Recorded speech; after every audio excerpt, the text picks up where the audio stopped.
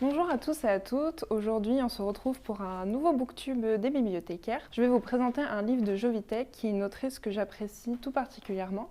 Alors sans plus attendre, on va se lancer dans la vidéo.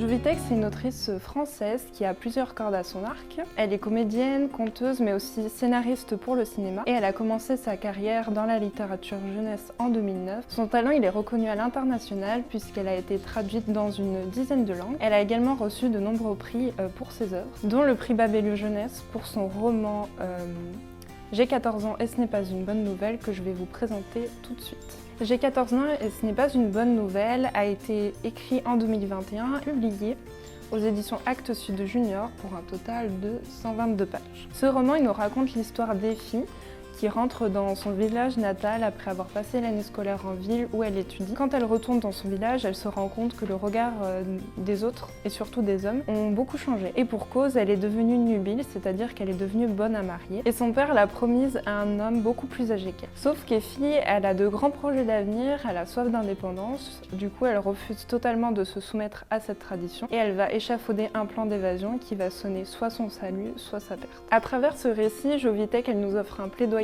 pour toutes les jeunes filles qui sont victimes du mariage forcé dans le monde.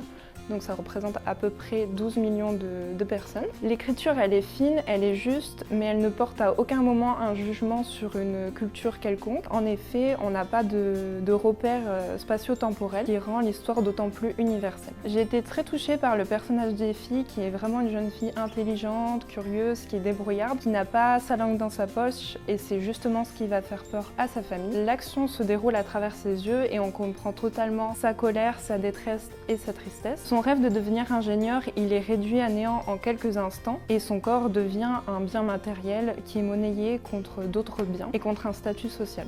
Malgré cet avenir qui s'annonce très sombre, on a tout de même des lueurs d'espoir qui viennent ponctuer le récit et qui viennent nous rassurer en tant que lecteurs et lectrices sur son destin. Encore une fois, Jovitech réussit à traiter avec brio des sujets complexes et difficiles à aborder, comme les violences faites aux femmes et le mariage forcé, et elle mérite, à mon sens, largement le prix Babelio qu'elle a remporté. Si l'univers de l'autrice vous intéresse, vous pouvez venir la retrouver le 12 mai à 17h30 au Ciné-Théâtre de la Ponatière pour une lecture musicale de son dernier livre, J'entendais pas derrière moi. Donc c'est déjà la fin de ce booktube, j'espère que vous avez passé un agréable moment en ma compagnie et nous vous donnons rendez-vous très bientôt pour de nouveaux avis lecture.